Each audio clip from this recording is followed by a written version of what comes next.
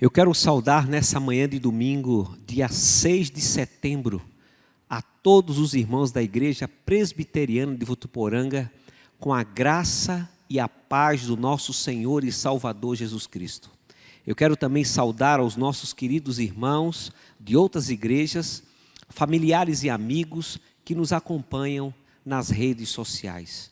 Na mensagem desta manhã e também na mensagem da noite, eu quero fazer duas reflexões sobre o tema, o sermão das 7 palavras. O texto está baseado no Evangelho de Lucas, capítulo 23, versículo 33, a parte A. Eu convido você nesse instante então, a abrir a palavra de Deus junto comigo no Evangelho de Lucas, capítulo 23, apenas o versículo 33, parte A, que diz assim: quando chegaram ao lugar chamado Caveira, ali o crucificaram. Feche seus olhos comigo nesse instante e vamos orar ao nosso Pai Celestial. Amado Senhor, estamos diante da Tua presença agora, reunidos em família, nesta manhã de domingo, iniciando o mês de setembro, e suplicamos a Sua graça, bondade e misericórdia na meditação da Tua palavra nesse instante. Suplicamos isso em nome do Senhor Jesus. Amém. Durante as horas que passou pregado na cruz, o Senhor falou 7 vezes. E essas declarações memoráveis da cruz vieram a ser reconhecidas como o sermão das 7 palavras. Elas foram as suas últimas palavras. Um pensador cristão disse assim, abre aspas, em 7 declarações breves, Jesus proclamou o mais profundo sermão que já foi pregado. Uma bela sinopse do Evangelho. Fecha aspas. Nessas palavras então de Jesus, nós temos o resumo extraordinário do nosso Senhor e o plano de Deus para a salvação daqueles que Ele escolheu. E a pergunta então, que salta aos nossos olhos, diante do tema, o sermão das 7 palavras, é a seguinte: quais foram as últimas palavras de Jesus Cristo antes de morrer? Nesta manhã, eu quero analisar junto com você as 3 primeiras palavras. A primeira foi Lucas, capítulo 23, versículos de 33 a 34. A palavra de Deus diz assim: quando chegaram ao lugar chamado Calvário, ali o crucificaram, bem como aos malfeitores, um à direita e outro à esquerda. Contudo, Jesus dizia: Pai, perdoa-lhes, porque não sabem o que fazem. Então, repartindo as vestes dele, lançaram sortes. A primeira palavra das 7 palavras últimas do nosso Senhor foi uma palavra de perdão. Pai, perdoa-lhes, eles não sabem o que fazem. A crucificação de Jesus Cristo somente ocorreu por causa dos nossos pecados. Se não fosse por causa dos nossos pecados, Jesus não teria necessidade de morrer naquela cruz. Ele nos lembra então deste propósito ao perdoar aqueles que naquele momento estavam decidindo crucificá-lo. Primeiramente foram aqueles que cravaram os pregos em seu corpo. Foi também aqueles que o julgaram e o condenaram injustamente. Mas nenhum de nós, nem eu e nem você, escapamos da responsabilidade que o pecado teve na morte de Jesus Cristo.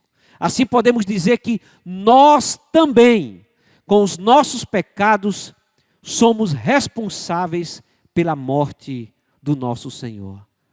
E a palavra que ele dirige então, a primeira das 7 últimas palavras foi: a mim e a você, Pai, perdoa-lhes. Uma palavra de perdão. A segunda palavra está em Lucas capítulo 23, versículos de 39 a 43, quando diz assim: um dos malfeitores crucificados blasfemava contra ele, dizendo: não és tu o Cristo? Salva-te a ti mesmo e a nós também. Respondendo-lhe, porém, o outro repreendeu-o, dizendo: nem ao menos temes a Deus, estando sob igual sentença? Nós, na verdade, com justiça, porque recebemos o castigo que os nossos atos merecem.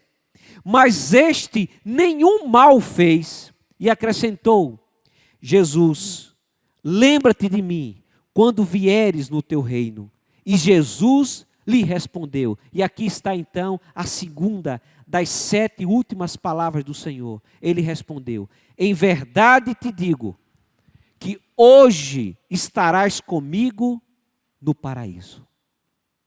A segunda palavra de Jesus na cruz do Calvário, agora é uma palavra de salvação.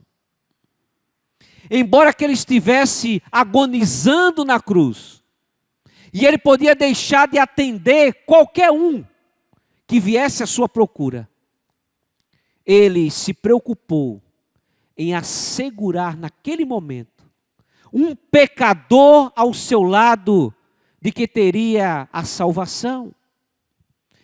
Ele permitiu que mesmo o tempo se esgotando daquele pecador, ele deu o tempo necessário para que ele reconhecesse o seu pecado e que a sua fé na pessoa dele pudesse ser encontrada naquele momento de redenção. A palavra então é uma palavra de salvação. Hoje estarás comigo no paraíso. A terceira palavra nós encontramos no Evangelho de João, capítulo 19, versículo 26 e 27, que nos diz: vendo Jesus sua mãe e junto a ela o discípulo amado, ele disse: mulher, eis aí o teu filho. Depois disse ao discípulo: eis aí a tua mãe.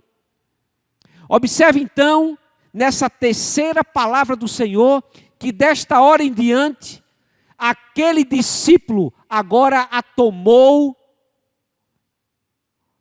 e se responsabilizou da mãe do Senhor, da Maria, e de levá-la para casa.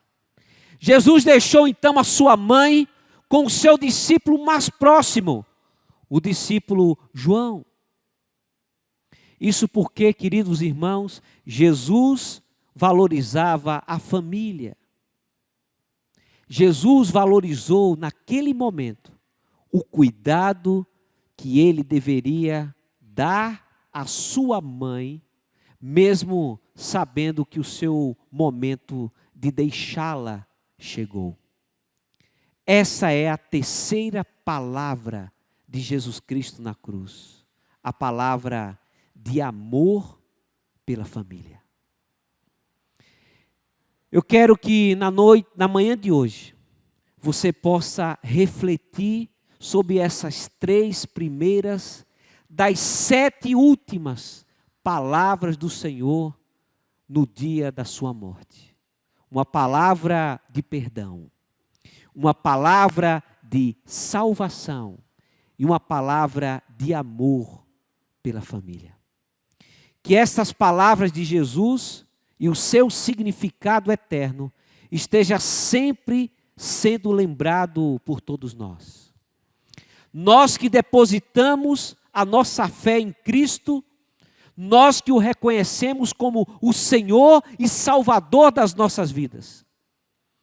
E apesar das nossas angústias, dos nossos sofrimentos, dos momentos difíceis que temos vivido nesses últimos dias, devemos encontrar nas palavras do nosso Senhor conforto, esperança e convicção de que em Jesus nós podemos ter perdão.